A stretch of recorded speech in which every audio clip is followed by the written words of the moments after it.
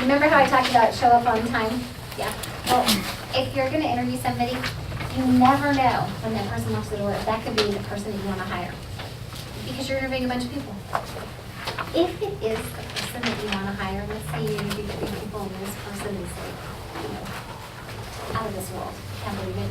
You have the ability to be in control of who you're going to attract and do the best you can. So be prepared for the person when you're going to interview them.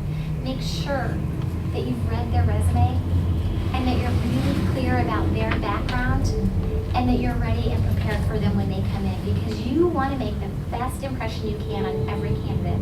If a candidate comes in and they're not prepared, it's not somebody that you think has the skill set that you're looking for, you have control of wrapping up that interview pretty quickly and getting them on their merry way. But if it's a candidate that is phenomenal, you're going to be so happy that when they came in, you made a great first impression. You welcomed them, you were prepared, you read their resume, you had good questions to ask them. Because when you're looking at attracting the top talent, the top talent gets multiple offers. They do. I don't care what kind of market it is out there. Things get competitive. And when companies are looking to hire and ramp up, they're looking for that phenomenal talent. And you want to try to attract it. You better give them the best first impression you can. You have no downside. The worst case scenario is you wrap up early and you send them on their way if they're not great. The best case scenario is you've made a fabulous first impression and maybe they get multiple offers and they don't take your job offer, but you know they had a great experience when they showed up at your company. So let's say their job doesn't come back and they call you 6 months later and say, gosh, I interviewed with you and I really I made the wrong choice. You may get that top talent back as well. So think about being prepared when they come in to meet with you. This is one of the biggest mistakes that people make when they go to hire somebody. They decide if they like them first. You know, they come in and they chat with them, and they just chat, right? And they don't focus on, I need to have this accomplished. I need to put together a team, and one of the people on the team needs to do this for me. Know what you need to have accomplished when you're hiring. Know that you're looking for someone who's going to be enthusiastic, passionate, and has the skill sets to do what you need to have accomplished. Now, if that's being a janitor, figure out, does this person really want to be a janitor? Are they going to be here on time? Are they going to do a great job? If this is somebody who's going to manage your recruiting department, do they want to manage people and recruit for you? Think about what you need to have accomplished. If it's a salesperson, are they going to make the numbers? Have they ever made numbers before? Have they ever brought business in before? You really want to focus on what it is that you need to have accomplished so that when you interview the person, you're spending time talking to them and finding out, do they have the skill set that I need to have this job done? I don't need to have them be my best friend, and I don't need to have them be my next door neighbor.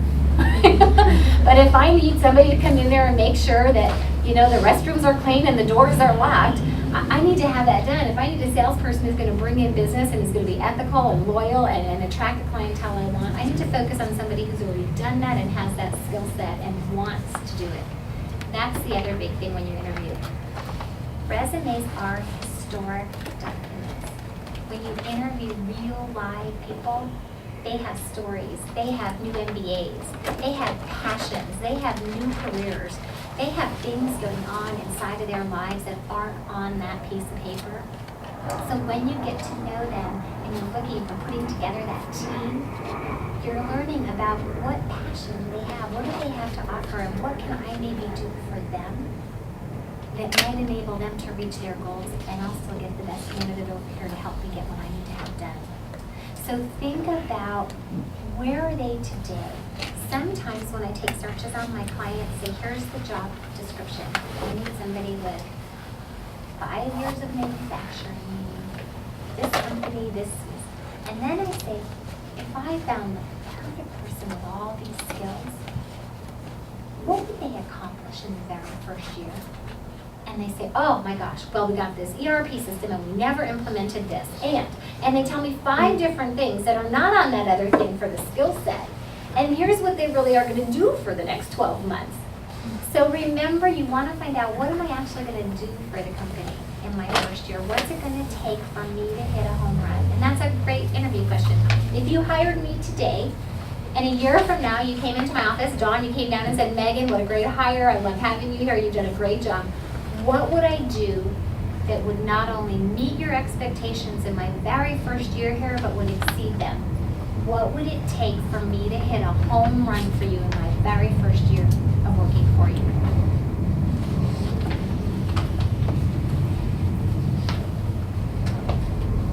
At the end of the interview, and this is advice for whether you're interviewing or you're trying to hire the best talent, because you're meeting people and you're trying to recruit the best talent, you better be upfront with them at the end of the interview. Tell them, you know, if there's a next step, let them know there's a next step. If there's not a next step, be nice, tell them. So I really appreciated meeting you today. I want to be quite frank with you. We've had 4 or 5 people come in this week, and we've got one person that we are really keen on right now. And, we think we still got 1 or 2 more interviews, but at the moment, we've got one that's really at the top.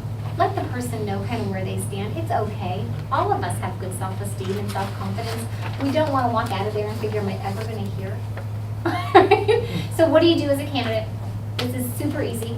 At the end of the interview, you say, now that you've had an opportunity to meet with me and discuss my background, is there anything that would prevent you from moving me forward in your hiring process? I've asked that question before a couple of times. The guy was like, another candidate asked me that same question. Yeah, it's a good question to ask. If you're aggressively looking for a job, you want to know, am I moving forward or not? Because if I'm not, if I'm not moving forward, I want to get in my car and know that I don't have to follow up with you. and if I get in my car, and here's the other thing, people call me all the time, Megan, I had this great interview. Do you think I should call? I haven't heard anything. Well, if you ask that question and the person says, yeah, but you know what, our CEO is the next interview and they're out of town for the next week.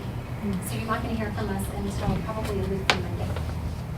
That's when you know to follow up. If you don't hear anything at Monday at 3 o'clock in the afternoon, you call that person and say, I wanted to let you know that I'm still very enthusiastic about your opportunity and you can reach me at this number.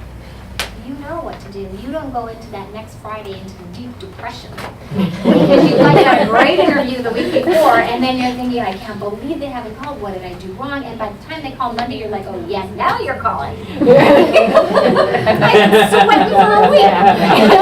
And if you'd have known that the CEO was traveling all week, you wouldn't have thought anything of it. So lower your stress. I just had an interview like a week ago, and they told me, yeah, we're going to make a decision by tomorrow. And that was like on a Monday. I think I was in there on Monday. And so I was like waiting, all day Tuesday. And I'm finding that you just don't hear any, people just don't have time. They don't have time to call you and let you know that you didn't get the job. They're only going to call you most of the time to let you know that you did get the job. So what does that tell you when you're trying to recruit the best talent and you build your teams? It's really important to have good communication because it can leave a bad taste in people's mouth and your company has a bad reputation. It's the number 1 lesson you learn. People a lot of times have never had adversity when they look for jobs in their lives, and all of a sudden they're unemployed in a really bad market and they're like, oh my God, I never called any of those people I interviewed. I told them, they didn't get the job. Yeah, I would have appreciated a phone call. Yeah. There are only 3 of us that interviewed for the job. It's not that hard to say. Not that hard. You just learned the biggest lesson about when you start hiring. You're going to call them all back and say, thanks for your time. Yeah, I talked to a recruiter a week ago, and the guy told me, he goes, a lot of people don't do this, but he said, I always call people back, whether it's a yes or no, I always make the effort to call them back. That's what I said. It is, because when you're on the other side, you learn that lesson really fast, and it's a huge, important lesson.